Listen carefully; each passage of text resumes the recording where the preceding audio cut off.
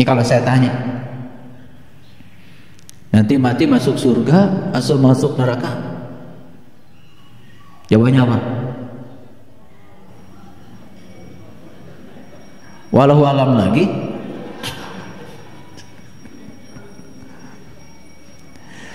Nah, kenapa kita sekarang tidak percaya diri? Kenapa kita sekarang tidak punya kepastian? Karena selama ini semua yang kita pelajari semuanya adalah keraguan yang tidak mendorong kita pada kepastian. Makanya di Quran dikatakan, "Falaula idza balagatil hulqum wa antum hina idzin ta'burun wa nahnu aqrabu ilaihi minkum walakin la tubsyirun." Ketika nyawamu sampai di kerongkongan nanti, seharusnya kamu melihat, kata Allah. Aku boleh berdekat kepadamu, tapi kebanyakan manusia mati dalam keadaan tidak melihat. Pertanyaan saya bagi kalian, nanti kalian kalau mati melihat atau tidak melihat? Melihat. Kenapa? Karena sekarang juga sudah melihat, tiap hari melihat. Makanya sudah dipastikan dari sekarang, nanti saya mati pasti melihat. Bukan wallahu a'lam. Atau ragu? Kalau ragu, pastikan sekarang bikin pertanyaan bagi diri kita. Ya Allah, apakah nanti saya mati melihat atau tidak melihat? Kalau saya mati harus melihat, dengan mata mana saya harus melihat? Apa yang harus saya lihat? Dan bagaimana caranya supaya saya bisa melihat? Pastikan dari sekarang. Akan dijawab oleh semesta. Yang melihat saat itu adalah mata qalbum. Yang dilihat adalah aku, kata Allah. Dan bagaimana cara supaya bisa melihat? Temuilah para pewaris Rasul. Itulah tugas mereka. Aku utus ke semesta untuk mengajarkan itu. Membebaskan 3 penyakit. 1 penyakit kulit. Yang kedua, membebaskan kebutaan mata kalbumu. Dan yang ketiga, membangkitkan kematian, kesadaran. Itu diabadikan dalam Quran surat Al-Imran ayat 49. Tugasnya Rasul itu cuma 3. 1, membebaskan manusia dari kebutaan mata kalbunya. Yang kedua, membebaskan manusia dari penyakit kulit. Ngerti sesuatu cuma kulitnya saja. Yang ketiga, membebaskan manusia dari kematian kesadaran. 3 itu. Maka siapapun yang mengaku pewarisnya Rasul harus bisa menjalankan 3 tugas utama itu. Ya Allah, nanti kalau saya mati melihat atau tidak melihat? Jangan minta dijawab oleh Allah, jawab oleh dirimu. Melihat. Dengan mata mana ya Allah saya melihat? Dengan mata kalbu. Buka sekarang. Bagaimana caranya? Temuilah para pewaris ilmunya Rasul. Al ulama warasatul anbiya. Jangan cari orang-orang yang pura-pura iman, padahal dia bukan orang beriman. Jangan cari orang yang pura-pura Islam, padahal dia belum merasakan rasanya Islam. Lihat di Quran, bagaimana Nabi Musa mengawali iman. Ya Allah Tuhanku, nampakkanlah diri Engkau kepadaku agar aku dapat melihatmu. Apa kata Allah? Kamu tidak akan sanggup melihatku, tapi lihatlah ke puncak kesadaran. Tatkala Allah bertajalli di puncak kesadarannya Musa, saat itu Musa tersungkur, bahkan pingsan, mengalami fana billah. Di situ Musa mengatakan, "Qala subhanaka tubtu ilaika wa ana awalul mu'minin." Maksudnya Engkau ya Allah, aku bertobat kepada Engkau. Inilah awal aku beriman.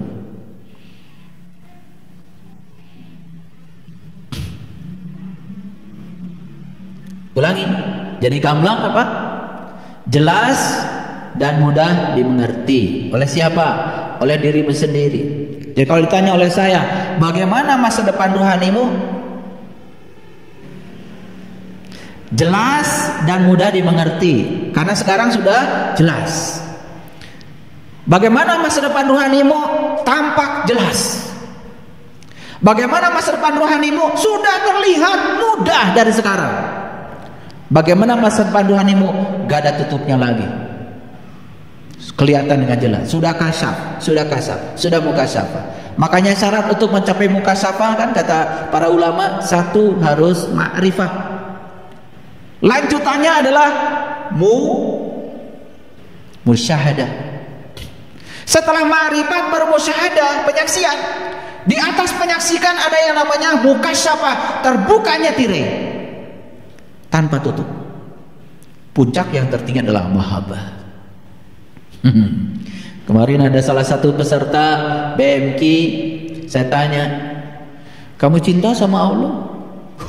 Cinta banget ayah. Kamu sudah ketemu Allah? Belum ayah. Orang mana kamu? Saya dari Jawa Timur ayah. Pernah dengar Witing Tresno Jalaran Soko Kulino? Pernah? Dengar ayah. Apa artinya? Kalau kita sering ketemu baru jatuh cinta. Lah kamu belum ketemu udah jatuh cinta. Saya bilang kamu ini cintanya pangeretan. Kan banyak yang mengklaim cinta, betul? Bagaimana bisa cinta? Cinta itu tidak tumbuh begitu saja. Kalau sering ketemu ya baru cinta. Lah kamu ketemu aja belum sudah mengklaim cinta. Ini masalah ini bagi umat. Karena banyak kasih contoh. Contoh nggak benar maksudnya. Tiba-tiba cinta ketemu aja belum. Bisa kalian mencintai nggak ketemu? Ya sudah, kawinnya lewat online aja. Tidurnya online juga. Bisa begitu? Mau gimana punya anak? Nanti anaknya juga online. Oke, sampai sini dulu. Nah sekarang saya jelaskan gambling. Nah ini kalau tadi kan gamblang. Nah sekarang kita jelaskan gambling. Gambling ini menurut kamus bahasa Indonesia satu perjudian. Tahu judi? Tahu judi? Bilang, kalau tahu bilang tahu, kalau enggak bilang enggak tahu. Tahu? Kasih contoh. Kalau tahu harus bisa ngasih contoh. Tahu enggak? Tahu apa tidak? Kalian. Ya kalian tahu judi apakah orang? Sabun ayam judi. Betul? Main kartu judi. Togel judi, gitu. Saya nggak mau bahas itu, karena itu hanya bagian kecil dari judi. Judi yang besar itu adalah membiarkan masa depan kita dalam ketidakpastian. Itulah di Quran dikatakan judi itu haram. Bukan berarti saya menghalalkan sabung ayam. Ya masa kok ayam malah diadu-adu, kasihan. Itu juga tidak baik. Saya tidak mau bicara itu karena itu hanya bagian kecil saja ya dari yang disebut dengan judi. Judi dalam konsep besarnya adalah membiarkan masa depanmu dalam ketidakpastian. Itu judi. Sekarang saya tanya, sholatmu diterima atau tidak? Walau alam. Judi. Saummu diterima atau tidak oleh Allah? Walau alam. Judi. Hajimu mabrur atau mabur? Nggak tahu. Judi. Semua yang kau lakukan tidak pasti, itu yang namanya judi. Itu yang disebut dengan gambling. Jadi gambling itu menurut kamus bahasa Indonesia, yang pertama adalah perjudian, yang kedua untung-untungan.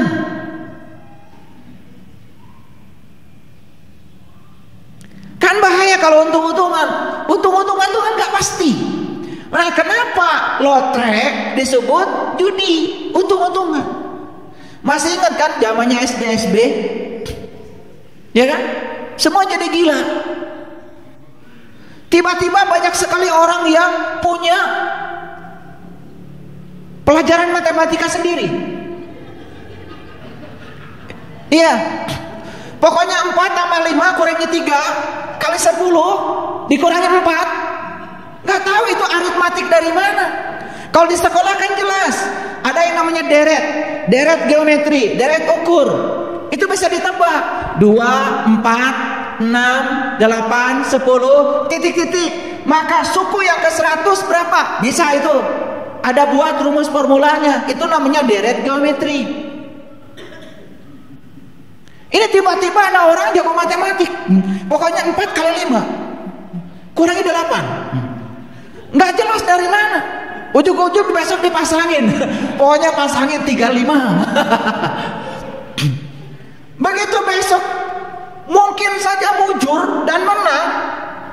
Apa berikutnya? Dia udah lupa rumus yang kemarin kan? Betul nggak? Lupa, rumus saya ingat kok. Tetapi duit yang didapat itu pasti ada nafsu baru, mau dipasangkan lagi, betul nggak? Maka nggak ada orang yang untung, nggak ada yang untung dengan menggunakan pola untung-untungan. Maka itu juga judi karena untung-untungan, tapi itu hanya bagian kecil. Saya cuma khawatir aja kalian itu ngomongin orang yang judi begitu, tapi kalian lebih parah lagi membiarkan masa depanmu dalam ketidakpastian. Itu judi besar.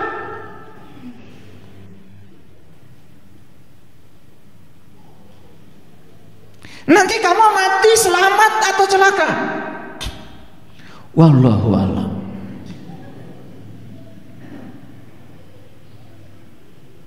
Makanya Rabi'ah al-Adawiyah, perempuan suci,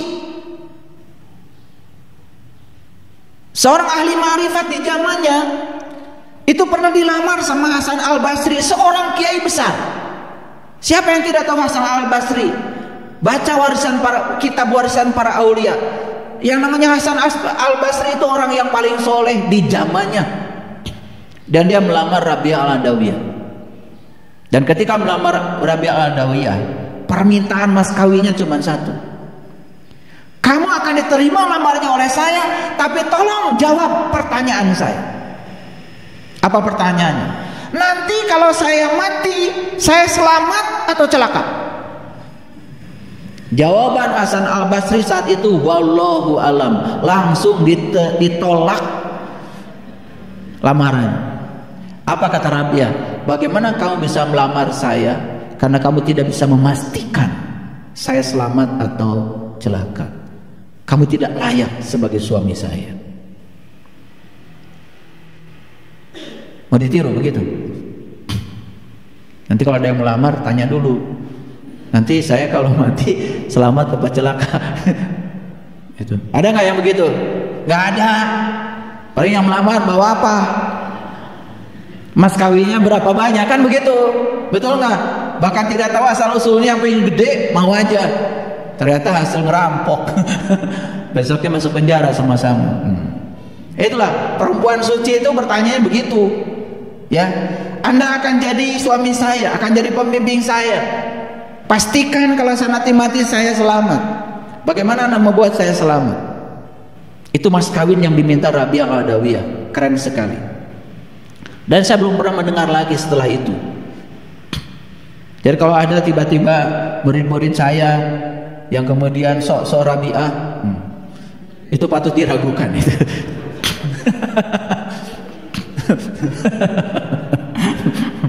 Ini untung-untungan nih, untung-untungan. Yang ketiga, ini menurut kamus, membiarkan sesuatu dalam ketidakpastian. Kan sekarang ini mohon maaf ya. Kalian kan banyak cerita, oh nanti di akhirat itu begini, begitu kan? Betul kan? Sementara yang ceritakan belum pernah ke sana.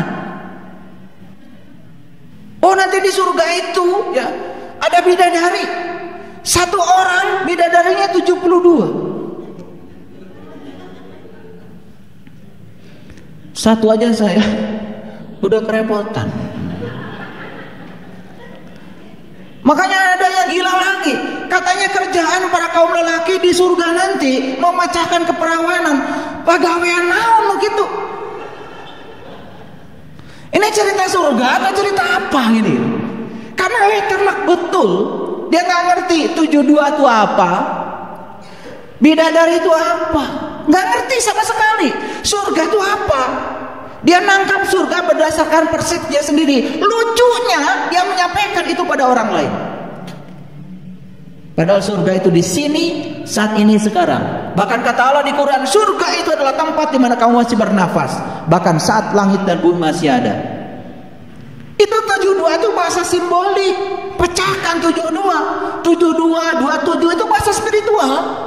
Maka Nabi Muhammad, ya, ketika Isra Mi'raj 27 kan? 27 kan? Beliau mengatakan sholat berjamaah 27 kan? Aduh, itu bahasa spiritual. Pecahkan 27 itu, temukan maknanya. Disuruh pentingnya ketemu guru. Nah, dibalik dari 72 sama aja.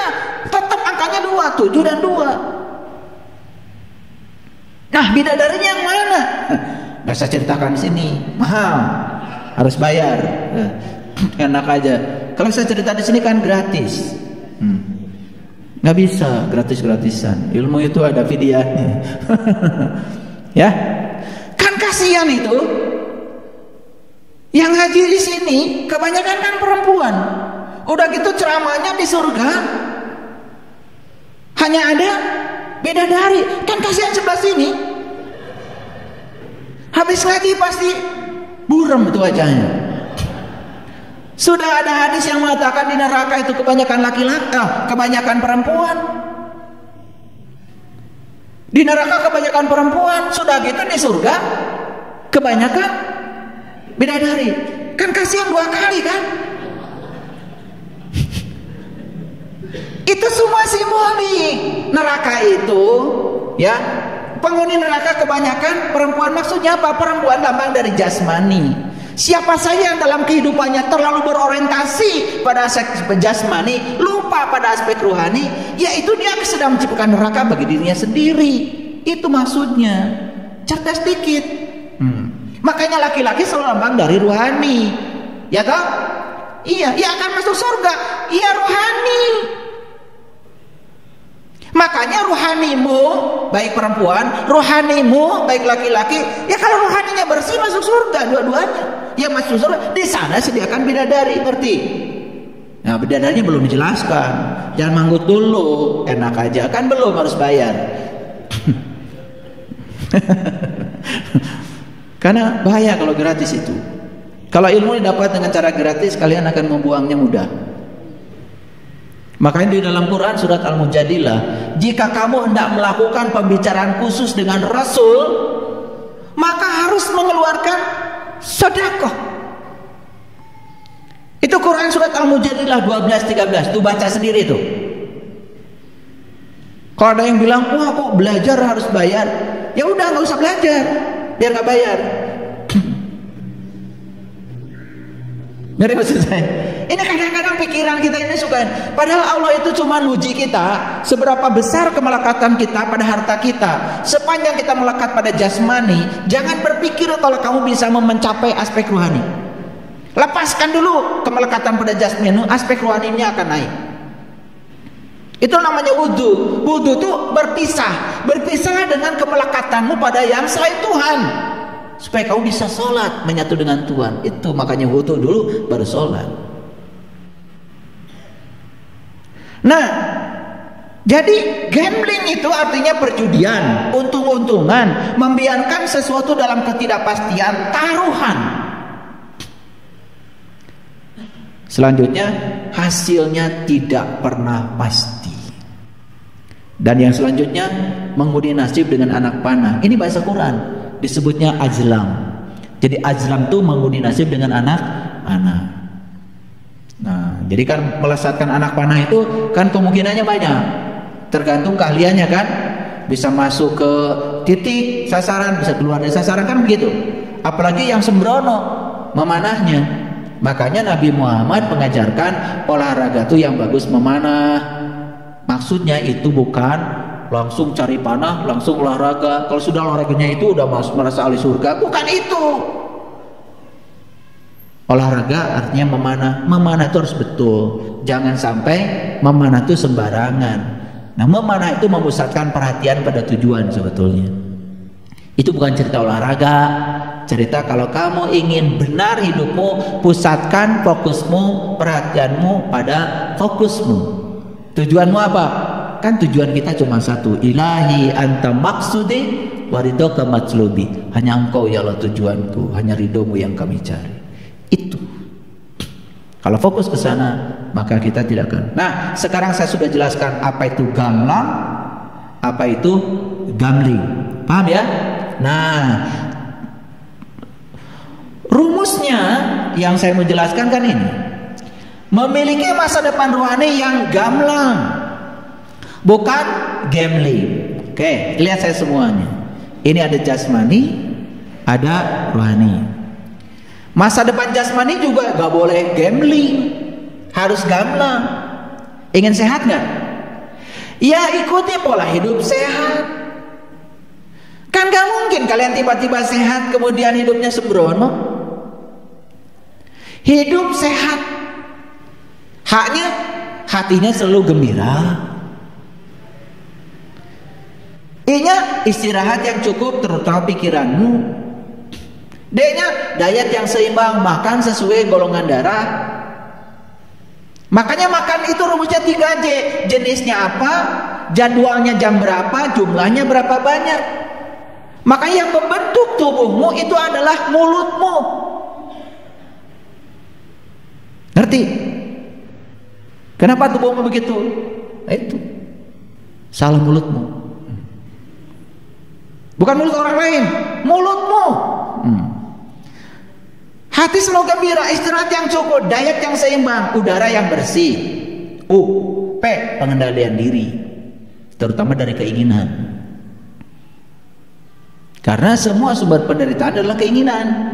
Ingin orang lain seperti yang saya mau, ketika tidak seperti yang saya mau, kan kalian sakit hati. Padahal penyebab sakit hati kan kamu sendiri, bukan orang. Kamu aja nyala-nyalakan orang karena ilmunya rendah.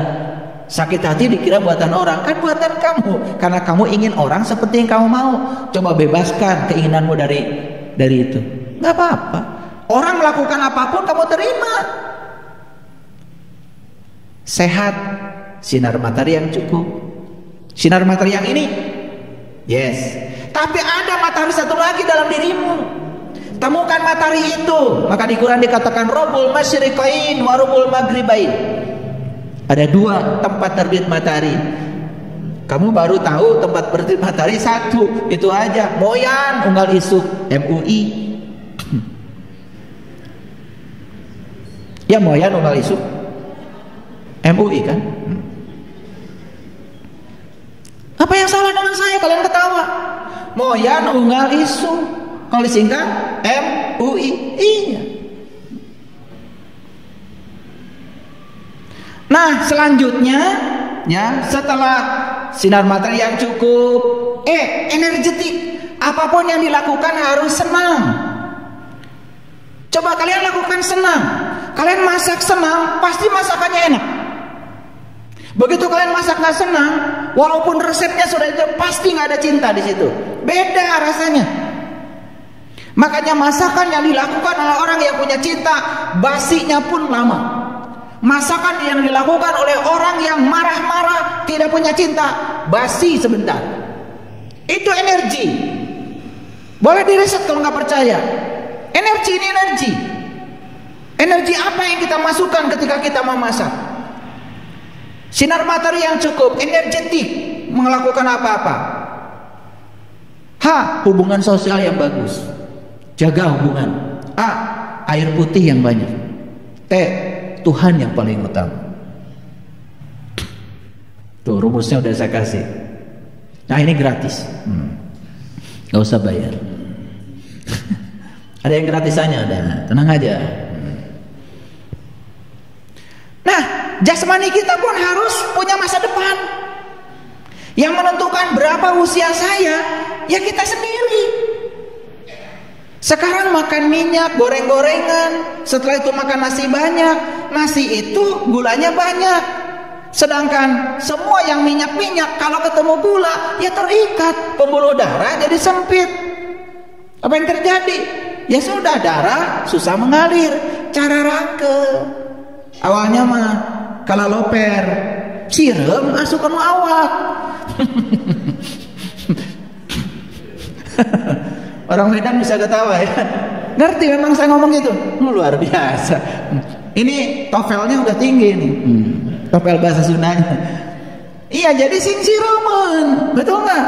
Nah, sing siremen, cara rangkel, duduk sebentar, cangkat, kunang-kunang. Itu masalahnya adalah makan tidak teratur. Nah, yang menentukan masa depan tubuh kita kan kita sendiri. Nah, yang menentukan rohani kita juga kita sendiri. Nah, saya kasih tahu sekarang, ini penting. Rohani ini pasti akan berpisah dong dengan tubuh ini. Setuju? Dan ketika berpisah kan belum tentu pulang dengan sempurna. Mungkin saja masih ada karma yang harus diselesaikan. Setuju? Sehingga rohani ini harus dititipkan lagi kan, pasti pada tubuh baru. Nah, sekarang punya nggak cita-cita dengan masa depan? Nanti kalau saya ditiupkan kembali pada tubuh baru, ada nggak harapan? Ingin lahir di keluarga yang berkecukupan. Ingin kan? Masa nggak ingin? Ingin kan? Iya. Saya kalau lahir lagi semoga enggak. Saya mau lahir di kerajaan Inggris. Maunya saya. Warisannya banyak. Kan saya udah pengalaman kemarin lahir dari bapak ibu saya di perkebunan kekurangan. Udah kan udah selesai itu. Paham maksud saya? Kan pengen kan nanti lahir di keluarga yang berkeadaan. Di samping itu juga keluarga yang berkesadaran, sadar pentingnya pendidikan, sadar pentingnya kesadaran. Kan ingin kan? Bayangkan, mohon maaf saya bukan merendahkan, lahir di keluarga yang serba tidak ada. Setelah itu tidak punya kesadaran, lahirnya di rumah yang serba kekurangan. Di situ cuma ada kemarahan,